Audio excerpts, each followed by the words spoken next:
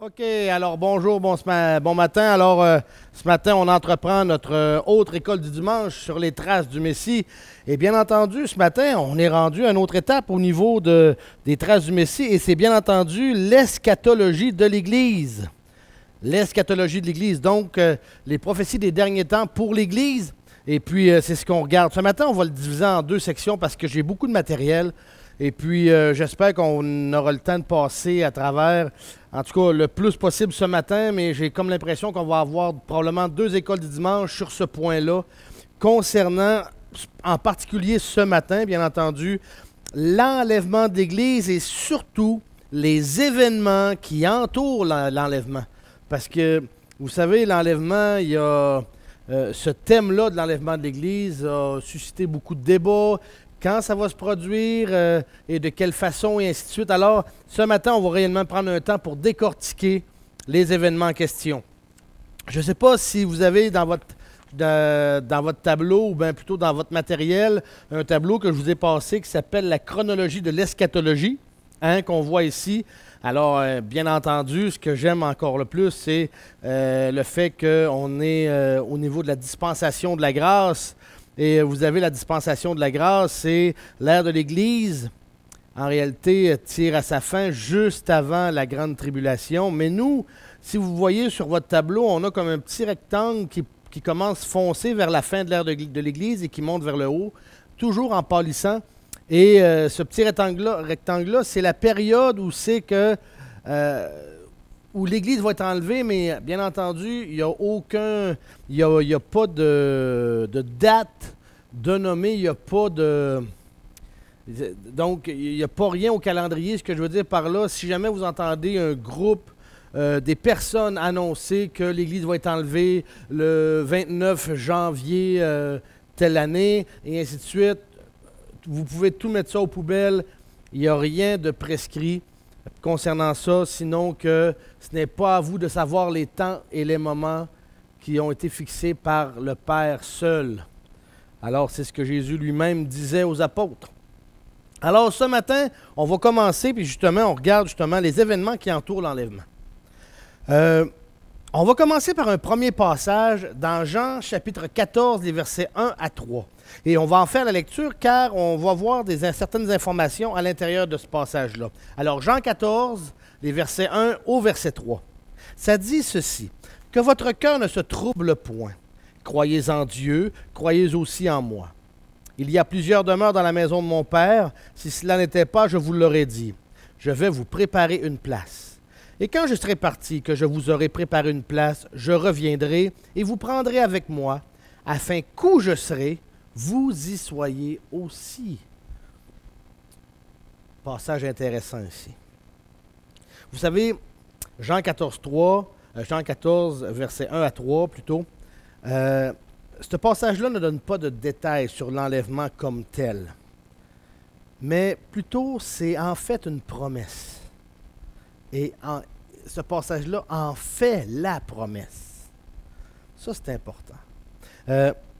Dans ces versets-là, Dieu promet de revenir pour prendre les croyants. Mais rien n'est toutefois révélé quant au temps et aux circonstances de cette venue. Il est seulement question du retour du Messie pour prendre les siens. On s'entend là-dessus? Selon le verset qu'on vient de lire. Ce retour fait d'ailleurs même l'objet de deux autres passages qu'on va regarder un peu plus tard. Mais l'idée principale de ce passage est que Jésus dit qu'il va revenir pour emmener les croyants à l'endroit où ils doivent partir, c'est-à-dire où? Au ciel. Par conséquent, Jésus doit revenir pour emmener les saints au ciel et non sur la terre. Premier point qu'on regarde par rapport à ça. Alors, le passage en tant que tel ne nous apprend rien sur le moment de l'enlèvement, sinon que son résultat sera que nous serons au ciel. Je parle de l'Église. L'Église.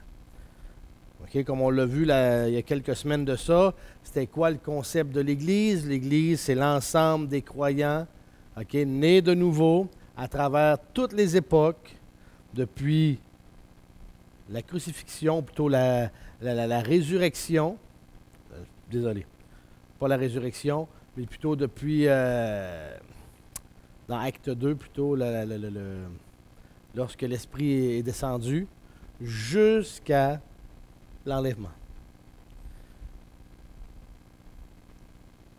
Alors, comme j'ai dit, le passage en tant que tel ne nous apprend rien sur le moment de l'enlèvement, sinon que son résultat sera que nous serons au ciel. Et ce concept-là, le concept qu'on va être enlevé au ciel par le Seigneur Jésus, s'accorde à la théologie pré-tribulationniste. Tout un mot, hein? Pré-tribulation. Pré-tribulationniste, ça veut dire avant la tribulation.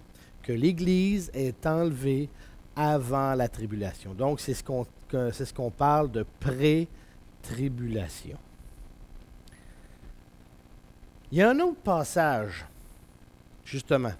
Un autre passage qui parle, ou plutôt qui décrit le programme de l'enlèvement. Et ce passage-là, c'est 1 Thessaloniciens, chapitre 4, versets 13 à 18. Et bien entendu, vous connaissez probablement bien ce passage-là. On va en faire la lecture à l'instant même. 1 Thessaloniciens, chapitre 4, versets 13 à 18. Lisons comme suit. « Or, mes frères, je ne veux pas que vous soyez dans l'ignorance au sujet des morts, afin que vous ne vous affligiez pas, comme les autres hommes qui n'ont point d'espérance. Car si nous croyons que Jésus est mort et qu'il est ressuscité, croyons aussi que Dieu ramènera par Jésus pour être avec lui ceux qui sont morts. Car nous vous déclarons ceci par la parole du Seigneur, que nous, les vivants qui serons restés pour l'avènement du Seigneur, nous ne précéderons point ceux qui sont morts, car le Seigneur lui-même descendra du ciel à un signal donné, à une voix d'archange et au son d'une trompette de Dieu, et les morts qui sont en Christ ressusciteront premièrement. Ensuite, nous les vivants qui serons restés, nous serons enlevés avec eux sur des nuées, à la rencontre du Seigneur dans les airs, et ainsi nous serons toujours avec le Seigneur. C'est pourquoi consolez-vous les uns les autres par ces paroles. Oh! Oh! Là, on vient de voir un Thessalonicien qui nous donne encore davantage d'informations concernant les événements entourant l'enlèvement. Alors, comme j'ai dit ici, c'est le programme de l'enlèvement, hein, ce qui décrit le verset 1 Thessaloniciens chapitre 4. Alors, en passant les versets 13 à 15 dans 1 Thessaloniciens 4, Paul répond à une question qui avait été soulevée à l'église de Thessalonique. Hein, les croyants déjà décédés vont-ils ou non faire partie de l'enlèvement? Les croyants de Thessalonique avaient donc compris qu'il y allait avoir un enlèvement. Mais ils ne comprenaient pas de quelle façon les croyants décédés pouvaient en faire partie. Ouais.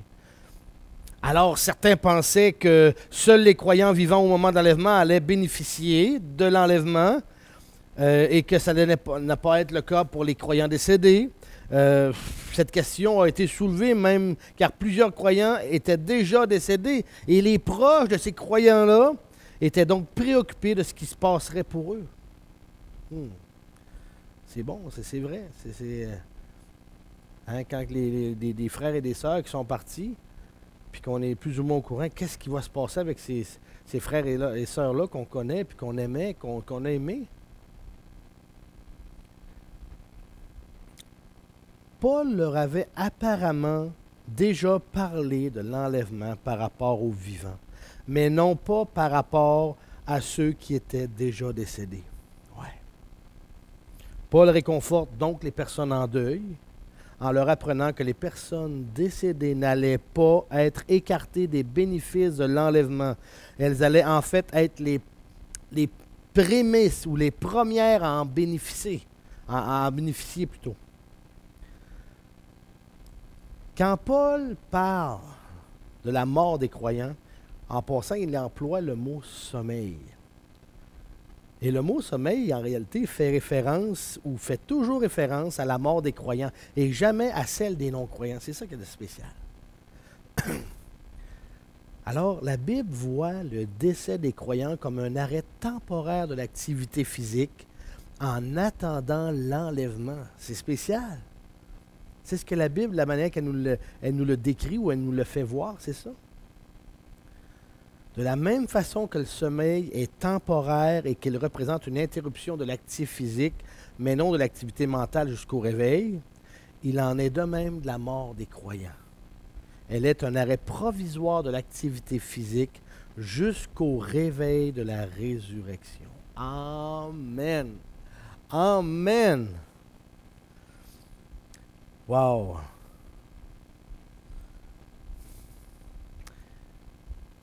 En passant, le verset qu'on vient de lire, 1 Thessaloniciens chapitre 4, ce verset-là ne comporte pas l'idée du sommeil de l'âme. L'activité de l'esprit ou de l'âme ne connaissant pas d'arrêt. C'est l'arrêt physique, le corps.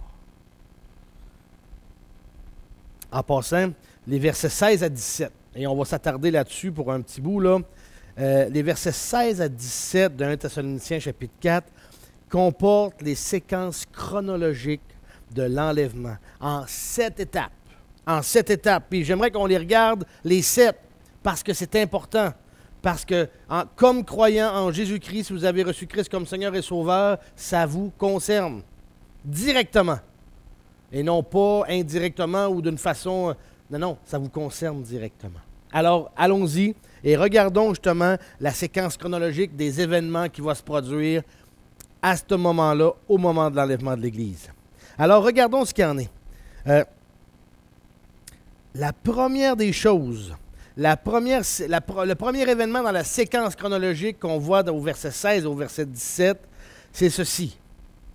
Le premier, c'est que le Messie sortira des cieux pour descendre vers les cieux atmosphériques. Ça, c'est le premier événement. Le Messie descend. Wow! Ah, wow! Maintenant, la deuxième séquence chronologique, ou la deuxième étape plutôt, désolé pour m'être trompé de mots. Alors, la deuxième étape, c'est ceci. Ça dit « à un signal donné ». Vous savez, le mot grec traduit par « signal » représente un ordre émis par un dirigeant militaire.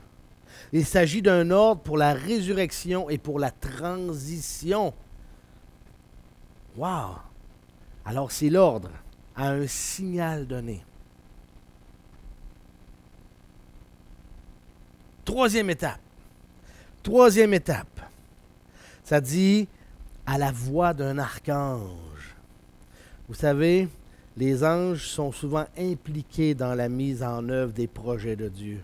Et l'archange Michael va être d'ailleurs impliqué dans l'enlèvement. Oui, il n'est pas dit, ce que prononcera cette voix-là, OK, à la voix d'un archange. Mais on peut déduire en faisant l'analogie justement avec une procédure militaire qu'il s'agit simplement d'une répétition de l'ordre que le sous-commandant a reçu du commandant en chef. Wow! Le commandant en chef, c'est qui? Le Messie. Le Messie. Amen. Alors le Messie émet le cri ou l'ordre de commencer l'enlèvement, puis la tâche de Michael consiste à l'exécuter. C'est pourquoi il répète ce qu'il a entendu du Messie. Ça, c'est la troisième étape. Quatrième étape. Quatrième étape, ça dit ceci, au son de la trompette de Dieu. Vous savez, le son de la trompette était utilisé comme un signe de convocation. Convocation. En passant, quand vous entendez le début sur les vidéos, lorsque vous entendez avec le logo de l'Église, le son d'une trompette, c'est un chauffard. Et c'est le son que nous entendrons lorsque le signal va être donné. Le chauffard. Amen. Oui, c'est un signe de convocation, cette trompette-là. Ça peut être soit pour la bataille ou soit pour la prière aussi. Lorsque Michael répète le commandement du Messie, la trompette sonne. Ça provoque l'enlèvement. Alors la trompette est donc un signe de convocation pour l'action qui doit suivre. Amen. Amen. Wow. C'est merveilleux. Merveilleux. Ah, OK, maintenant, oui. Oh oui. Le signal vient d'être donné. Hein? La trompette vient de sonner. La convocation a été appelée. Là maintenant, qu'est-ce qui se produit? L'action qui se fait, la cinquième étape, ça dit, les morts en Christ ressusciteront premièrement. Premièrement. Wow.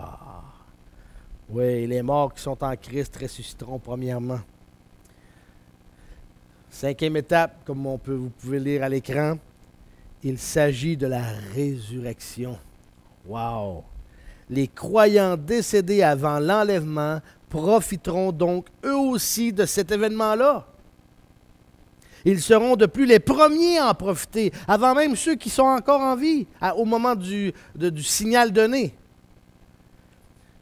L'expression « en Christ » indique que la résurrection qui surviendra au moment de l'enlèvement ne sera disponible qu'à ceux qui ont été baptisés par le Saint-Esprit dans le corps du Messie. Oui! Et ce baptême-là n'a débuté qu'au chapitre 2 du livre des Actes. Au chapitre 2 du livre des Actes. La résurrection dont il est question ici ne concerne donc que les saints de l'Église. Les saints de l'Église, les saints de l'Ancien Testament ressusciteront ultérieurement, plus tard. Alors, à la trompette, c'est les saints de l'Église. À partir d'Acte 2 jusqu'au moment de l'enlèvement, ceux qui sont morts en ayant reçu Christ comme Seigneur et Sauveur et en ayant été baptisés du Saint-Esprit pour faire partie du corps de Christ. C'est important. Il faut bien mettre une séparation par rapport à ça, ou plutôt une ligne de démarcation. C'est ça que je voulais dire. Alors, c'est ça. Cinquième étape, les morts en Christ ressuscitent premièrement. Maintenant, sixième étape. Sixième étape, qu'est-ce qu'il y en est? Alors, la sixième étape, c'est celui-ci, ou celle-ci, cette étape-là. Les croyants vivant au moment de l'enlèvement, ça dit au début du verset 17, « Nous, les vivants qui serons restés, nous serons enlevés avec eux sur des nuées à la rencontre du Seigneur. » Mais c'est plutôt, nous les vivants, nous serons enlevés avec eux sur des nuées. Alors ça, c'est la première des choses. Nous autres, ceux qui vont être en vie au moment de l'enlèvement, peu importe ce qu'ils vont être sur la terre, ils vont partir. Ils vont partir, ils vont quitter. La résurrection des saints décédés sera suivie par la transition des saints vivants. Oui, c'est important à comprendre ça. La transition des saints vivants. Nous autres, on n'a pas besoin de ressusciter d'un sens parce qu'on est encore en vie. Alors, notre corps va être transformé. Il va y avoir une transition.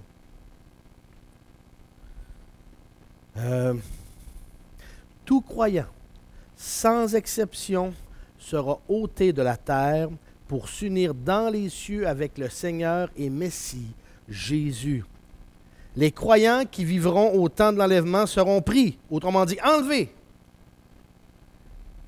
seront ravis. Du verbe ravir, donc enlever subitement.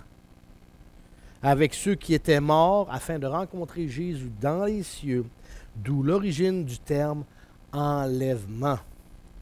En passant, le mot grec employé ici signifie se faire attraper. Oh, une belle image, hein? Se faire attraper.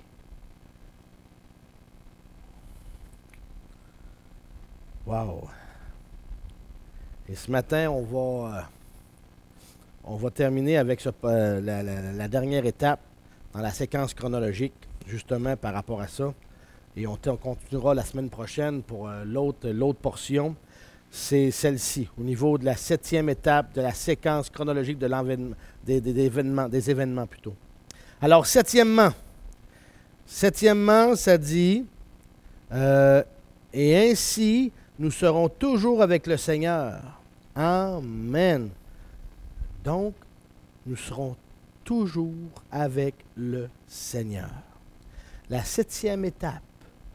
La 7e étape est donc l'assurance qu'une fois que nous serons réunis avec le Messie dans les cieux, nous resterons en permanence avec lui et retournerons au ciel avec lui. Comme ça l'a été promis en Jean 14, des versets 1 à 3, dans notre premier passage. Ce passage-là ne mentionne rien quant à la période de l'enlèvement. Il ne fait qu'indiquer où il se situe dans une séquence chronologique d'événements. On va arrêter ici ce matin parce qu'il y a encore beaucoup de matériel, puis je vais avoir le temps de pouvoir l'étudier en profondeur. Mais la semaine prochaine, on va regarder justement un troisième passage concernant l'enlèvement, ou plutôt les événements qui entourent l'enlèvement. Et on pourra élaborer un peu plus concernant certains passages sur le type de corps que nous aurons et ainsi de suite. Alors, on va terminer ce matin ici et on reprend la semaine prochaine avec la suite des traces du Messie. Prions. Père éternel, on est devant toi, Seigneur grand Dieu, ce matin. Béni sois-tu.